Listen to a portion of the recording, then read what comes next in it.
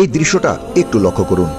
আজকের ম্যাচের প্রথম গোলের আগ মুহূর্তে আলজেরিয়া যখন বেশ হাই প্রেস ফুটবল খেলছিল, তখন ডিপল রাইট হাফ স্পেসে বল পাওয়ার সাথে সাথে আলজেরিয়ার মিডফিল্ড লাইন তাকে ক্লোজ ডাউন করতে এগিয়ে আসে।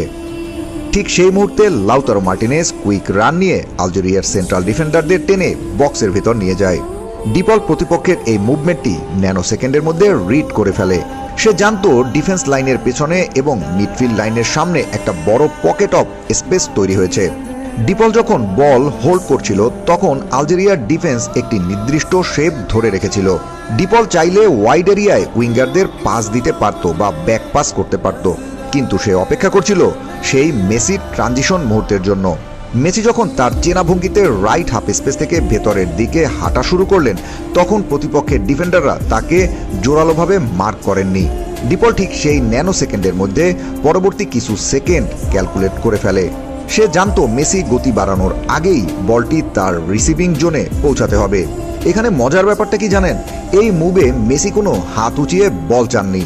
স্রেফ তার কাঁধের মোচড় এবং ভেতরের দিকে নেওয়া প্রথম মুভটি দেখেই ডিপল বুঝে গিয়েছিল মেসি কোথায় বলটি চান।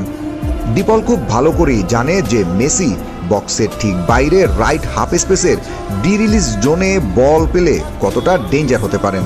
সবকিছু ক্যালকুলেশন করার পর ডিপল গতিময় গ্রাউন্ডের পাস বাড়িয়ে দেন মেসির উদ্দেশ্যে এবং এতে আলজেরিয়ার সেকেন্ড লাইন অফ ডিফেন্সকে এক ঝটকায় কেটে দেয়। পাসটির গতি এমনভাবে নিয়ন্ত্রিত ছিল যেন মেসিকে বল রিসিভ করার পর অতিরিক্ত ড্রিবল করতে না হয়।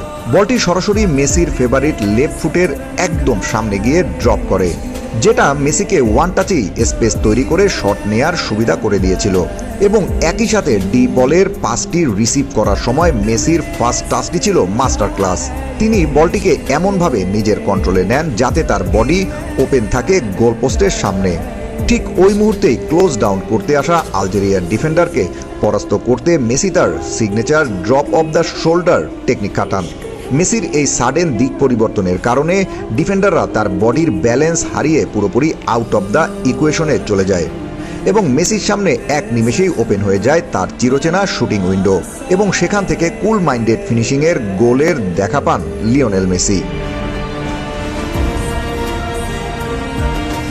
এই গোলটি আইডিয়াল উদাহরণ হিসেবে কাজ করছে কেন রদ্রিগো ডিপল নিজের ইউরোপীয় সোনালী ক্যারিয়ার বিসর্জন দিয়ে মেসির MLS লিগে যোগ দিয়েছিলেন।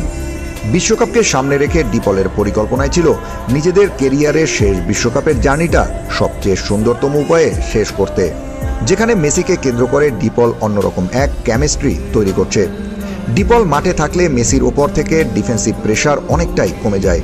ডিপল রাইট মিডফিল্ডে এত বেশি ওয়ার্ক রেটের সাথে প্রতিপক্ষকে প্রেস করে মেসি ফাইনাল থার্ডে ঘুরে বেড়ানোর এবং স্পেস ফাইন্ড আউট করার ফ্রিডম খুঁজে পান। মেসি কখন বল পায়ে চান আর কখন ইন স্পেসে চান তা ডিপল খুব ভালো করেই জানে। এবারের বিশ্বকাপ আসরে এই কেমিস্ট্রি হতে পারে লিওনেল স্ক্যালোনির দলের জন্য আশীর্বাদ স্বরূপ। বয়সের কোনো ছাপ দেখতেই পাওয়া যায়নি এই দুই তারকার পারফরমেন্সে। MLS লিগে যাওয়ার পর ডিপলকে যারা এতদিন তুচ্ছ-তাচ্ছিল্য করে আসছিল, এমন এক পারফরমেন্স দিয়ে তাদের মুখে ঝামা ঘষে দেওয়ার খুবই প্রয়োজন ছিল। লিওনেল স্ক্যালোনি বা কেন ডিপলকে দলে এত গুরুত্বের সাথে দেখেন, তার উত্তরটা হয়তো আজ সবাই মাঠের পারফরমেন্সে দেখে ফেলেছেন। So team football friends and followers, আজকে ডিপল এবং মেসি কম্বিনেশনটা আপনার কাছে কেমন লেগেছে?